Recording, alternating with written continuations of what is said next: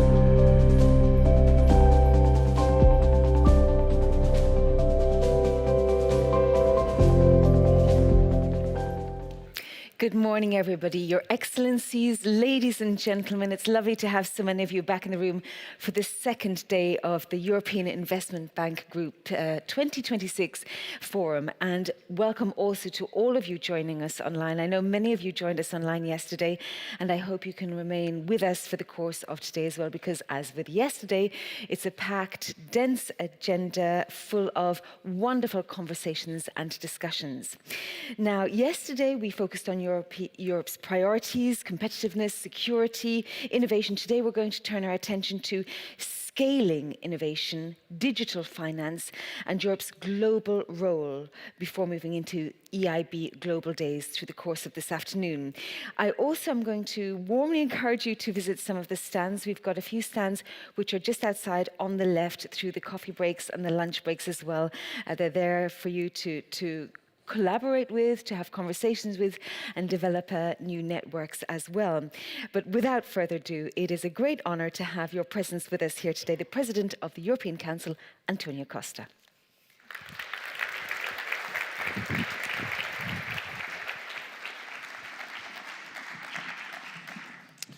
Good morning.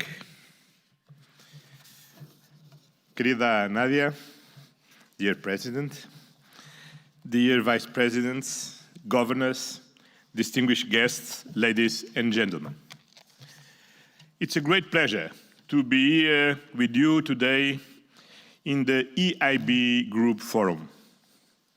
2025 has been an historic year for the European Union. We have built the main building blocks of the Europe of defense. We have increased our steadfast support for Ukraine to achieve a just and lasting peace. We forge new regional partnerships all over the world, especially on fair trade. It has also been an historic year for the European Investment Bank. A record of 100 billion euros in new financing, mobilizing substantial additional investment across Europe and beyond. A decisive stepping up in support for security and defense. Nearly 5% around 4 billion euros of its financing inside the European Union now reinforces deterrence, capabilities, and infrastructures. This is a very welcome development. The launch of key initiatives, such as Tech EU, an unwavering commitment to the green and energy transition, and in the multipolar world, the European Investment Bank has maintained a strong European presence in Africa and Latin America, two regions with strong partnerships and shared growth alongside the European Union. It highlights the European Investment Bank's unique role in supporting European Union values and priorities. Well done, querida Nadia. This year's forum takes place in the turning point for the European Union. We are redefining our competitiveness agenda in the fast-changing geo-economic environment. Let me begin with confidence. This morning, the European economy stands on strong foundations: a highly skilled workforce, world-class research, industrial excellence, a sound financial system, a deep integration in global trade, strong institutions. We should be confident and proud of our social market economy. But we must also be realistic. Our prosperity is under pressure. We face fragmentation and geo-economic challenges that test our competitiveness and resilience. We have entered in the era of instability. The international rules-based order is being undermined. China is flexing its economic and political power.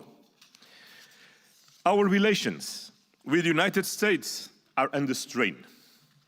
The war in Iran has revealed a new level of instability and disruption in the international order.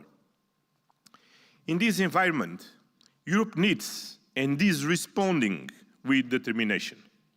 Just as we made 2025 the year of European defense, we are making 2026 the year of European competitiveness. Less than 3 weeks ago, I convened European Union leaders in Aldenbizen to create new momentum around competitiveness. Only a more competitive and resilient economy promotes our prosperity, creates high-quality jobs, and ensures affordability. At the core lies the jewel of our crown, the single market. Just as we moved from the common to the single market, we must now complete the journey by creating one market for one Europe. First, we must complete the single market. We must integrate sectors like telecoms, energy, and capital markets.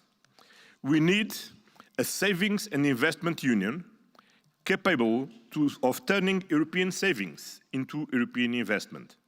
We need a new investment culture with household participation and strong consumer protection. We will act with determination to deliver by the end of 2027 on the savings and investment unions as proposed by the Commission. 2028 will be the year in which we finalize what was left to be completed in 1992. Second, we must allow companies to scale up. We have long said, think small first. Since SMEs are the backbone of our prosperity, many of them lack the scale to compete globally. Now we must also say, think scale first. Allowing a company to scale up in Europe to achieve the necessary levels of investment and innovation and to compete in the global market. We have to update our competition policy and acknowledge that in current geo-economic context, our autonomy requires us to consider the global market as the relevant market. And the review of merger guidelines is a decisive opportunity. Third, European institutions are embracing a true simplification agenda. The Brussels effect must not become a burden, and member states must also address gold plating and domestic barriers. The most direct route to simplification is common European rules. Less directives, more regulations. We must go ahead with the 28th regime, at least for corporate law, to make sure our companies can operate seamlessly across our 27 member states with a simple and single set of corporate rules. Let business opt in European rules. Fourth, on energy prices. The energy transition remains the best long-term strategy for Europe to achieve a strategic autonomy and lower prices. For now, it's true that energy in some parts of Europe is about twice as expensive as in the United States and 3 times more expensive than in China. This undermines our competitiveness, especially for some industrial sectors where energy is a large cost, but also in some upcoming tech activities, such as data centers needed for many of tomorrow's value creation. There are no silver bullets, and we also need to make the right diagnosis in order to avoid the wrong solutions.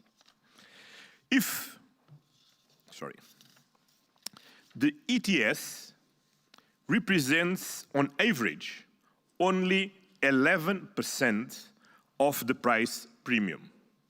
The solution does not lie here, but rather in the underlying energy sources that is used to produce electricity.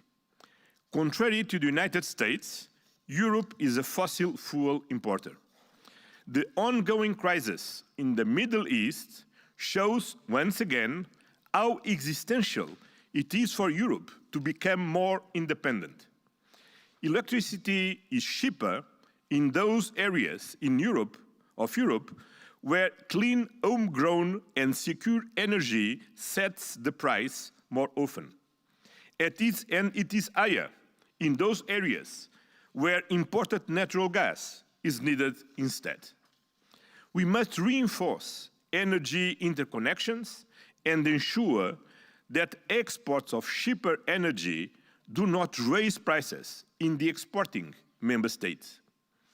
Working closely with the European Commission, we will examine with the sense of urgency concrete measures at our next European Council meeting in March. Fifth, Europe must protect strategic industries and reduce dependencies on defense, space, clean tech, quantum, artificial intelligence, as well as payment systems. We will map and identify our dependencies and tackle them through a diversification strategy.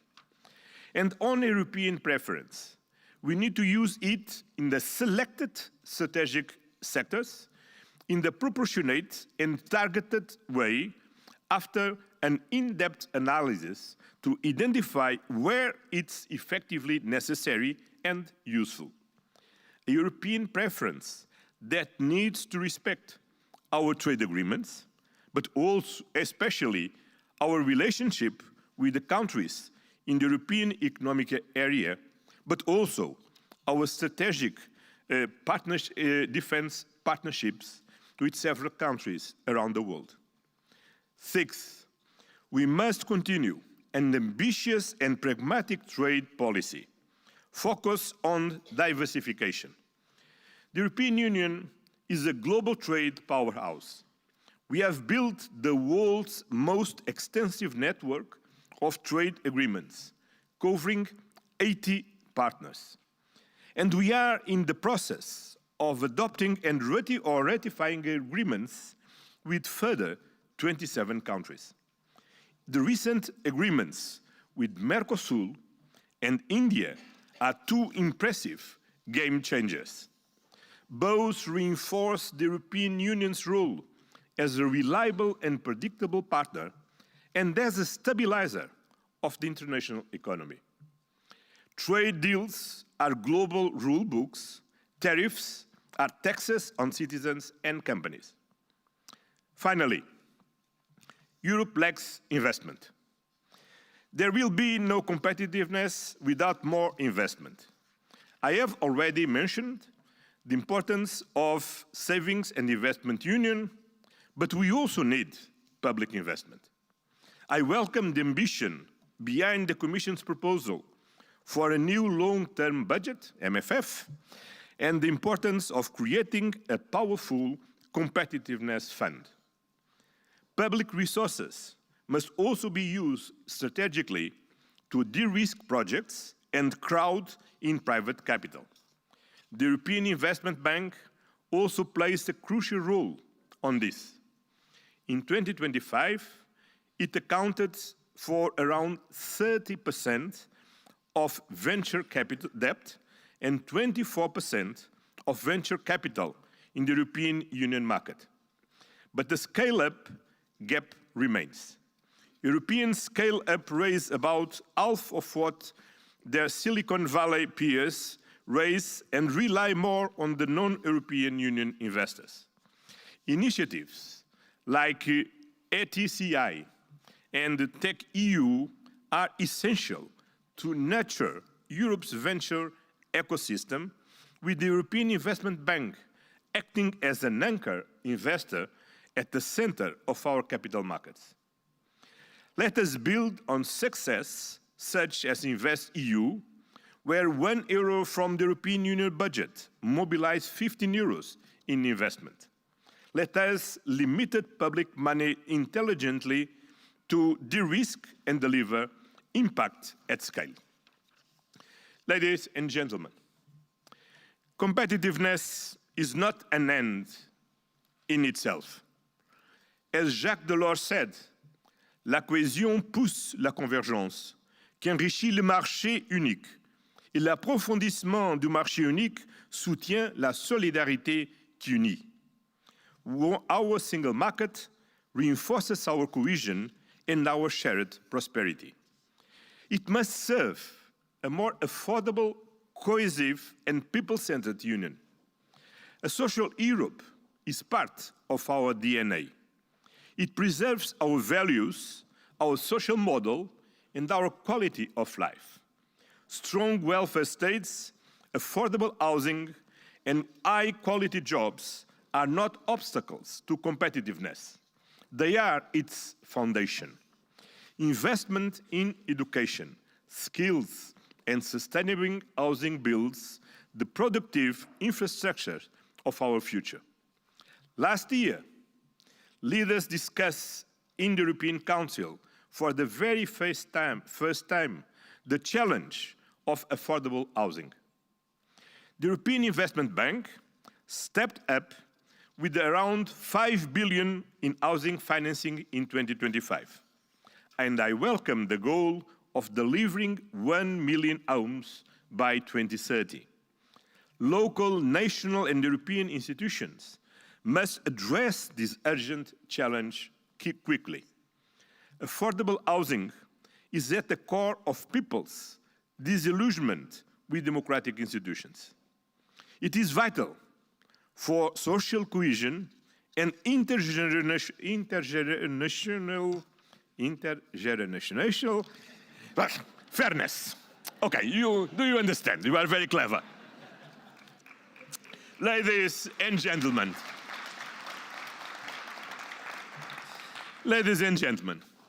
let me conclude, good news, with the words of Fernando Pessoa, the greatest Portuguese poet of the 20th century. A Europa tem sede de que se crie, tem fome de futuro. Europe thirsts to be created, it hungers for the future. It is our duty to create that future. It is time for the European Union to deliver. And thank you very much.